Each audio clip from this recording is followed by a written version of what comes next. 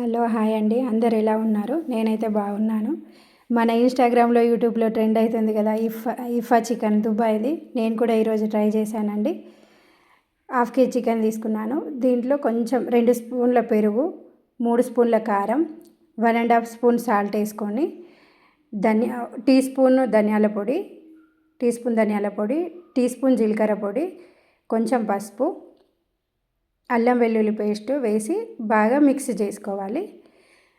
దీనికైతే చికెను కొంచెం leg piece లాంటివి పెద్ద పెద్దవి ఉంటేనే బాగుంటుందండి. నేను అలాగే తీసుకున్నాను. దీనికి మొత్తం కలిపి దాదాపు ఒక హాఫ్ అన్ అవర్ పక్కన పెట్టుకోండి. హాఫ్ అన్ అవర్ పక్కన పెట్టుకున్న తర్వాత గ్యాస్ పైన ఫ్రై పాన్ పెట్టి అందులో ఆయిల్ వేసి కొంచెం వెడల్పుది అయితేనే బాగుంటుందండి ఫ్రై పాన్ అలాంటిది. దాంట్లో మనం ఈ చికెన్ అంతా కలిపిన చికెన్ అంతా వేసుకొని చాలా తక్కువ మంట మీద ఉడికించుకోవాలి. మూత పెట్టి తక్కువ మంట మీద ఉడికించుకోండి.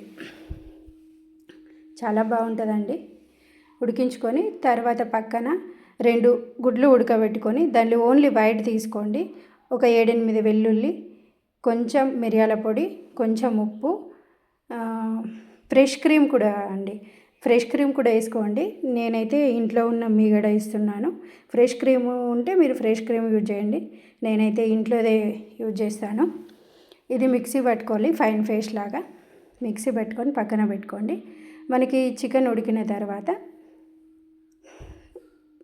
మొత్తం ఉడికిన తర్వాత మనం పట్టుకున్న ఈ పేస్ట్ మొత్తం స్ప్రెడ్ చేయండి ఆ చికెన్ పీస్ల మీద.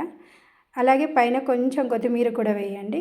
5-10 మినిట్స్ దీన్ని కూడా ఉడికించండి, తక్కువ మంట మీద ఉడికించండి. ఈ వీడియో కనుక మీకు నచ్చితే ఒక్క లైక్ చేయండి. చాలా బాగుంటుందండి. నేను తిని ట్రై చేసిన తర్వాతనే వీడియో పెట్టానండి. ఒక్క లైక్ చేయండి. ఓకేనండి, బాయ్.